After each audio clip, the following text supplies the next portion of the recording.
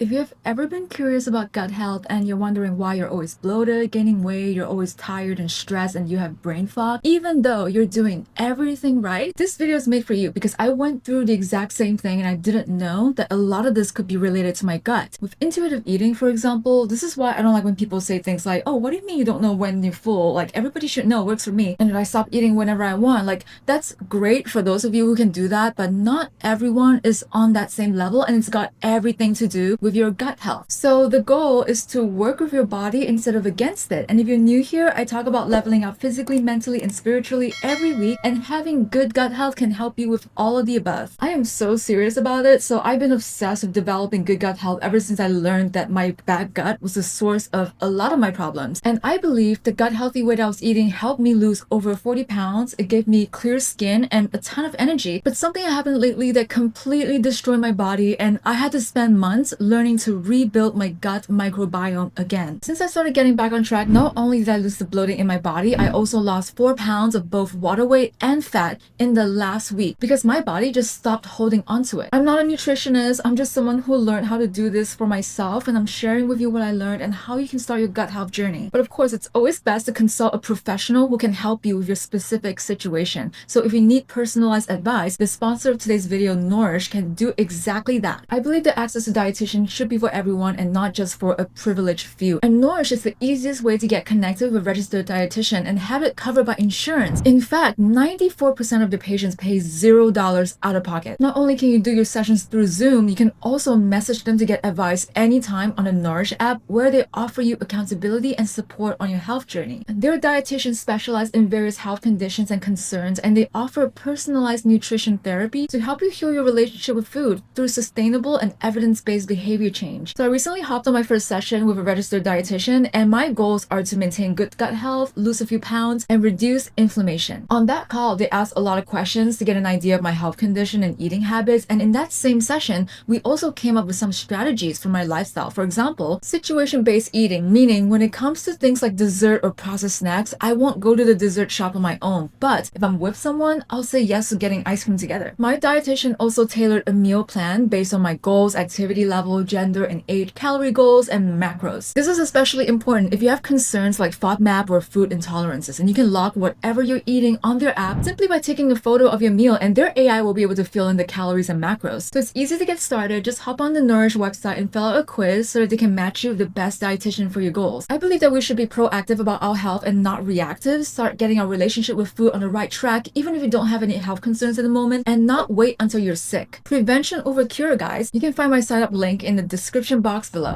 First of all, why does gut health even matter? Your gut is basically like your body's control center. They actually call it your second brain because it's directly connected to your mood, your hormones, your immunity, and even your skin. Your gut and your brain are also in constant communication, and that's called the brain-gut axis. Also, around 70% of your immune system actually lives in your gut, which blew my mind when I first learned that. So when your gut is out of balance, it's not just about bloating. You might also notice other things like fatigue, anxiety, poor stress management, like your nervous system is off, or inflammation that shows up as breakouts. I didn't realize how much of my low energy and brain fog was actually connected to my gut until I started to fix it. And for those who didn't know, I went through a horrible infection not too long ago that completely wrecked my body. I was on IV antibiotics for over a month, and while that infection itself is gone now, those antibiotics wiped out all of the good flora in my gut along with the bad. Remember how I said that 70% of your immune system is in the gut alone? So my immune system was so compromised that I had to basically rebuild everything from scratch. And what that looked like for me was starting really slow. I had to reintroduce foods carefully, focusing on nutrient-dense options and layering in probiotics and prebiotics bit by bit. And you can't do this too fast at once because your body needs time to get used to it. I also had to rest more than usual, make sure that I was sleeping enough, and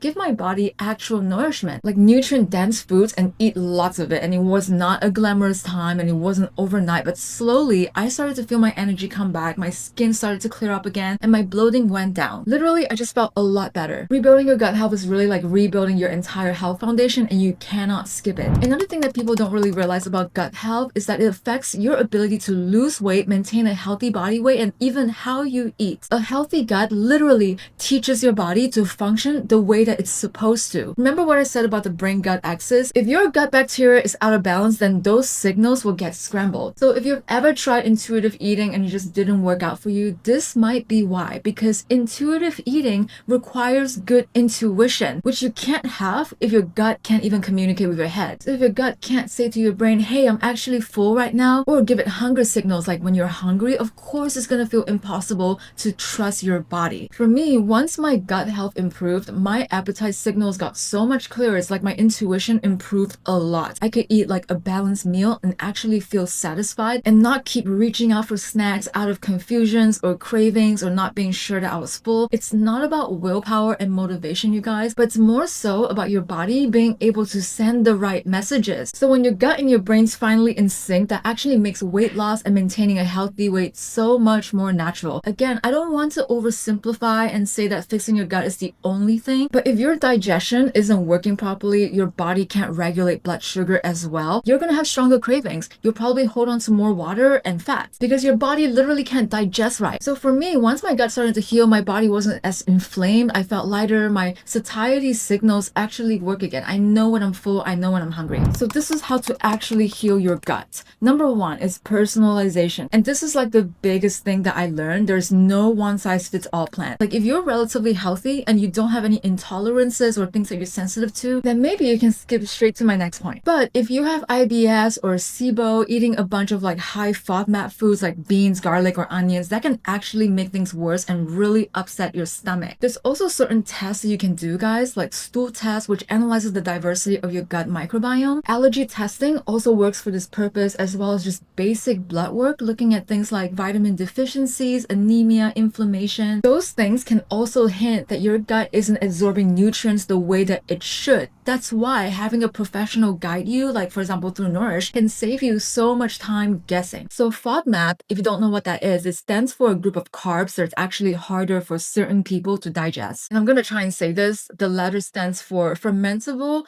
oligosaccharides, disaccharides, monosaccharides, and polyols. And that's just a complicated way of saying that there's certain sugars and fibers that can ferment in your gut and cause bloating or pain. There are a few common high FODMAP foods, and they're things like garlic, onions, beans, apples, wheat, and dairy. For most people, these foods are actually fine and they're healthy and they're great for the gut. But if you have IBS or some other kind of gut sensitivity, they can be a nightmare. That's why it actually helps certain people to go on a low FODMAP diet temporarily. And it's basically like an elimination diet where you cut the most irritating foods and then slowly you reintroduce them one at a time to figure out what you're triggered by. And it's not meant to be forever. It's simply a way to figure out what works for your body and what doesn't. And this is exactly why I keep stressing that gut health is so personal, and what heals me might hurt you and vice versa. That's why having a professional, even like a primary doctor, can really make a difference, because then they can guide you through things like FODMAP and things like that without having you to guess and cut out half of your diet. Number two is building a balanced gut-friendly diet. And you probably heard this before, but I'm telling you, like things like fiber-rich foods like fruits, veggies, whole grains, these things can help feed the good bacteria. And then there's other things like yogurt, kefir, kimchi, and sauerkraut. Those give you probiotics. And literally, these are all things that I constantly keep stocked in my fridge, okay? I'm never without probiotics. Goat milk kefir, pickles, kimchi, sauerkraut, and even drinks like kombucha, water kefir. And then there's also like all kinds of like probiotic sodas out there. This is one of the ones I'm drinking. Although I think I like the orange flavor better than this one, but I'm just showing you guys. So that's all of the probiotic foods that I eat a lot of. And then you have the prebiotic foods, things like bananas, asparagus, garlic, onions. These foods are equally as important. They literally feed the probiotics. So here's a big list of gut-friendly foods that are a good starting point. Probiotic foods contain the live good bacteria, the cultures that you do want in your body. And you can also screenshot this list. If you can make your own probiotic food, like with kefir grains, for example, that usually tends to be better than store-bought probiotics. And then there's prebiotic foods. So these feed the good bacteria so that they can grow, garlic, onions, and so on. And then there's fiber-rich foods like beans, lentils, chia seeds, whole grains. All of these things support digestion and help balance out your blood sugar. And then lastly is polyphenol-rich foods, which act like oxidants for your gut bacteria. And those are things like green tea, for example, blueberries, cacao, olive oil. And it's it's really important for you to understand how all of these foods work together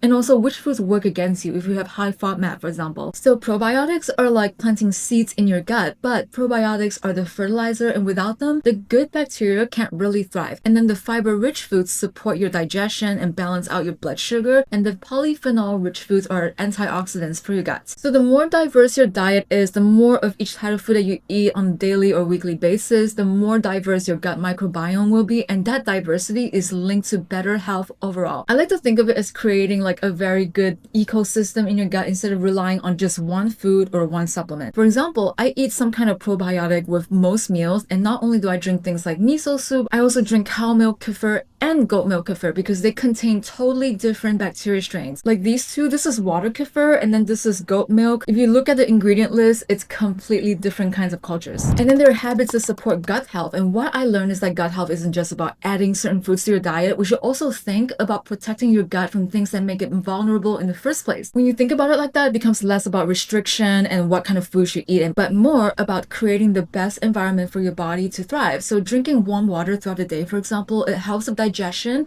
and it's gentle on your stomach a lot more so than cold drinks. And you might even want to consider limiting certain parasitic heavy foods like pork, raw seafood, shellfish, or questionable street meats. Those things can stress your gut and introduce harmful bacteria or parasites. I'm not saying that that's the case every time, but your odds are higher. You might also want to practice eating mindfully and chewing your food very well. Your digestion starts in your mouth, and when you rush through meals and inhale your food, it can leave your gut working overtime. You also want to manage your stress and your sleep. So cortisol, which is your stress hormone, and poor sleep, both of these things can weaken your gut lining and disrupt healthy bacteria. Even incorporating a little bit of exercise, just like walking after meals, for example, really helps with your digestion and keep things moving through your system. And then you don't want to overdo things. Again, moderation matters. Don't just go and eat 10 servings of fiber overnight or take a bunch of probiotic pills at once or drink a lot of kefir. It doesn't work like that. Your gut needs time to adjust. So add in these foods gradually, listen to how your body is reacting, and focus on creating balance instead of chasing it too hard. More is not always better. I've actually learned this the hard way, you guys. If you add too much fiber too quickly, you're just gonna feel even more bloated. And then if you overdo probiotic supplements, you can actually throw off the balance in your gut and you'll probably have the runs. And then if you restrict too much, like cutting out entire food groups, you can starve the good bacteria and this won't work for you at all. It's all about moderation and balance by slowly layering in healthy changes so that your body can digest. And really, like once I started focusing on all of these lifestyle habits, my bloating went away almost immediately. My energy came back and my body felt like it stopped fighting me. I mentioned earlier how I lost about 4 pounds in the last week, but more importantly, I just felt more comfortable in my skin again. And the thing is, it just felt like my body was finally more harmonious. And because I actually wanted to learn a lot more about gut health, I went to a probiotics only shop in Bulgaria when I was in Sofia, and I ended up buying a few supplements, and they have probiotics for everything, okay? Energy, weight management, better skin, beauty, healing from certain illnesses, all kinds of things. And in fact, this is a certain kind of probiotic strain called Lactobacillus bulgaricus, which is actually named